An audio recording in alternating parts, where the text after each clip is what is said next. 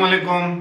ابرار رشید آپ کی خدمت میں حاضر ہے اور آپ سے ریکویسٹ کہ اگر ابھی تک آپ نے چینل کو سبسکرائب نہیں کیا تو اسے سبسکرائب کر لیں. جو بیل آئیکن یا گھنٹی کا بٹن ہے اس کو ضرور پریس کیجئے گا. آپ کا بہت بہت شکریہ.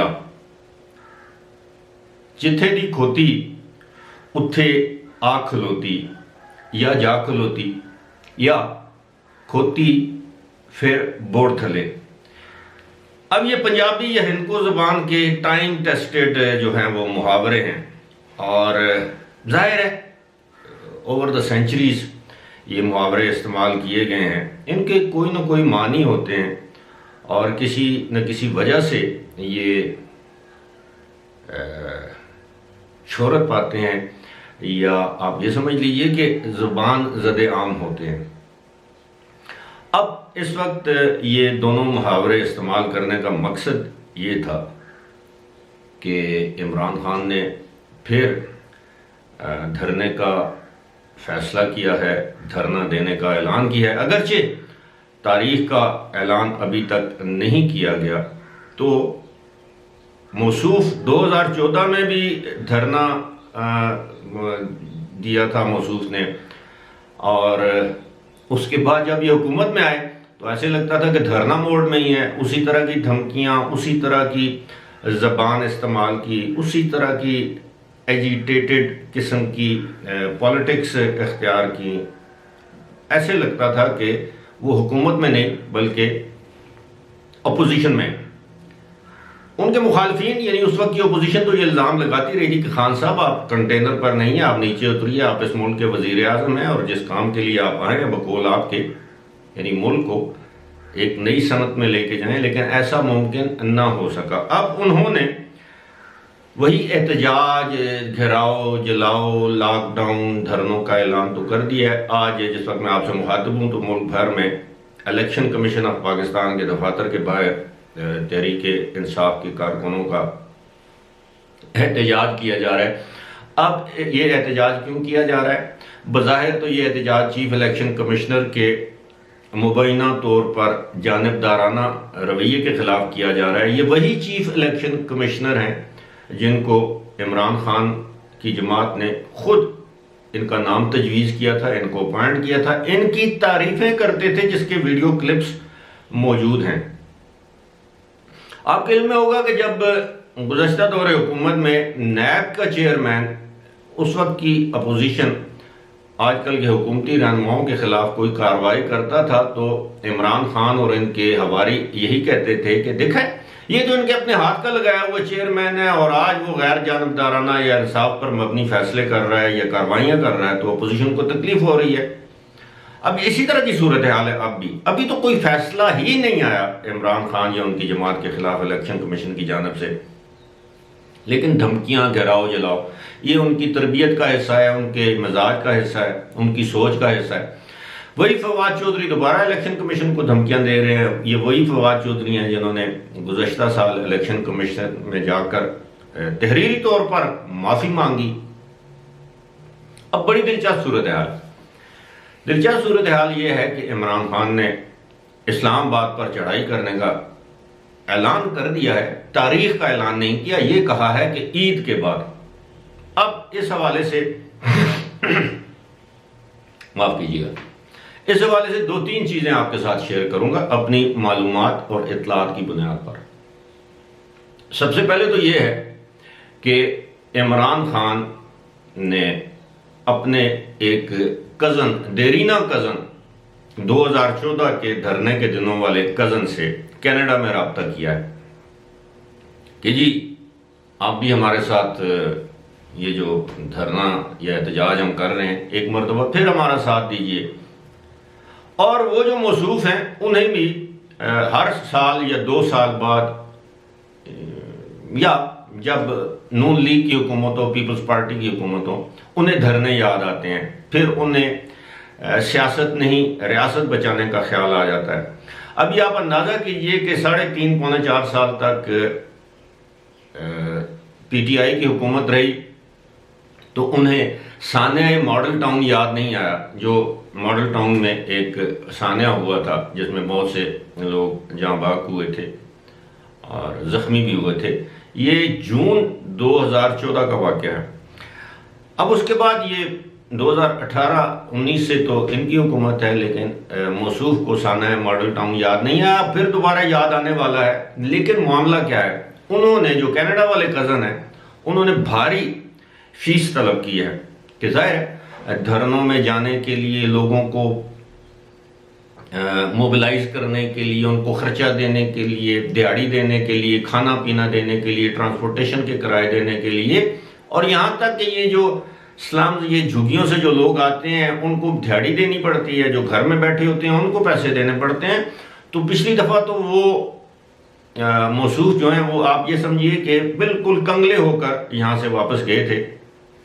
پھر گزشتہ سال ہی انہوں نے عملی سیاست سے ریٹائرمنٹ کا اعلان بھی کیا تھا، لیکن ان کی کسی بات پر بھی اعتبار نہیں کیا جا سکتا. وہ بھی جائے نماز اور مسلح پر بیٹھ کر جھوٹ بول سکتے ہیں اور ان سے کسی بھی بات کی توقع کی جا سکتی ہے، لیکن ان کا اصل معاملہ جو ہے وہ فیس ہے. پچھلے دھرنوں کے دوران تو انہیں ٹھیک ٹھاک فیس لگائی گئی، لیکن وہ خرچ ہو گئی.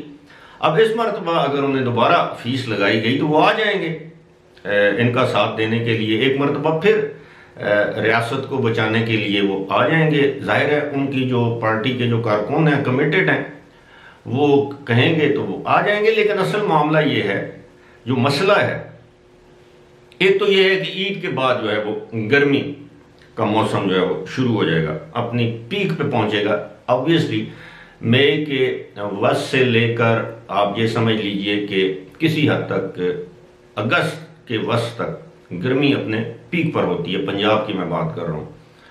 اب اس تپتی دھوپ میں 44-45 ٹیمپریچر میں کون لوگ سڑکوں پر نکلیں گے، کون لوگ دھرنے دیں گے؟ ہاں، وہی سلسلہ ہو سکتا ہے کہ دن میں لوگ غائب ہو جائیں، خالی کرسیاں، اور رات کو آپ وہی پارٹی ماحول پیدا کر کے دھرنے دیں، ناچ گانا کریں.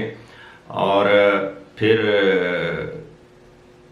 جس طرح کے رانا ثناءاللہ نے جو وفاقی وزیر داخلہ ہیں، انہوں نے تو واضح طور پر کہہ دیا جی آپ آئیں، میں خود آپ کا استقبال کروں گا. اب اس سے کیا مراد ہے کہ وہ پھولوں کا ہار لے کر جائیں گے، کوئی اور طریقہ کار اختیار کریں گے؟ کیا اس مرتبہ کو ڈی چوک میں جانے کی اجازت دی جائے گی؟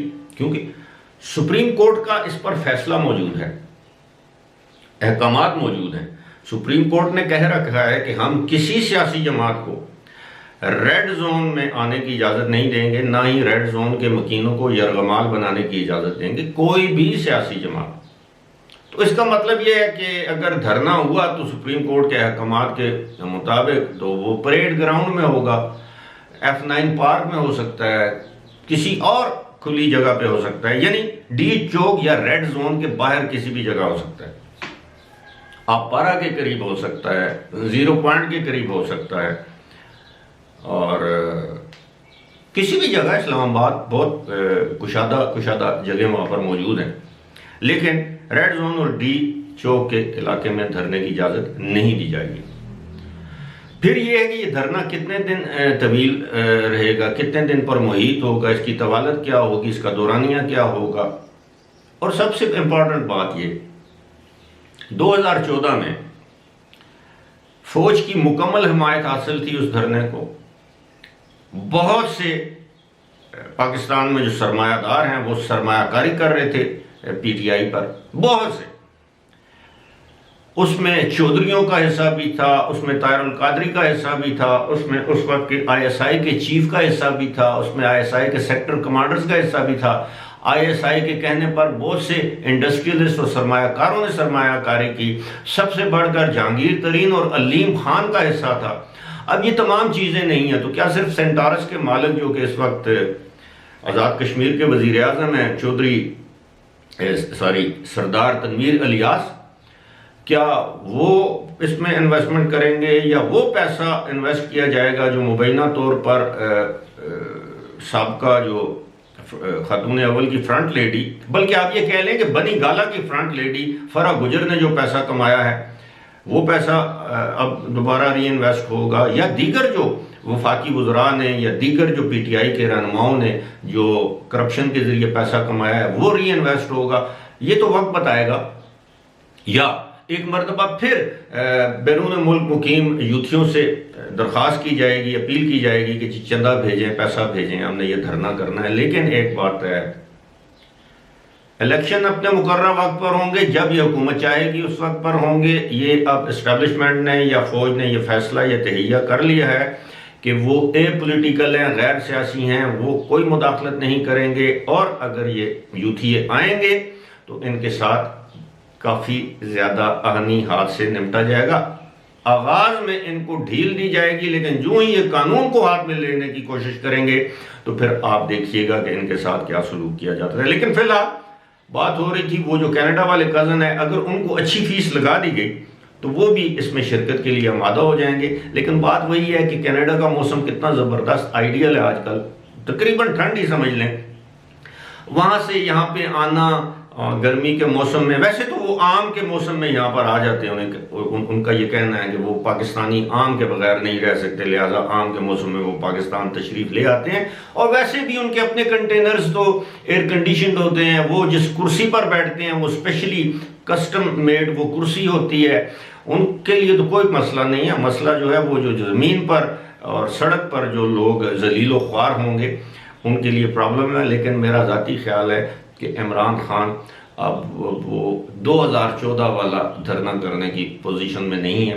اور اگر کسی نے ان کو یہ مشورہ دیا ہے تو اس نے وہ ان کا خیر خواہ نہیں ہو سکتا۔ یہ ایک کھائی میں چھلانگ لگانے کے مترادف ہے، کیونکہ پی ٹی آئی کے غبارے سے ونس اینڈ فار آل یہ دھرنوں والی ہوا بھی نکل جائے گی۔ فی الحال اسی کے ساتھ مجھے دیجیے اجازت، خدا حافظ۔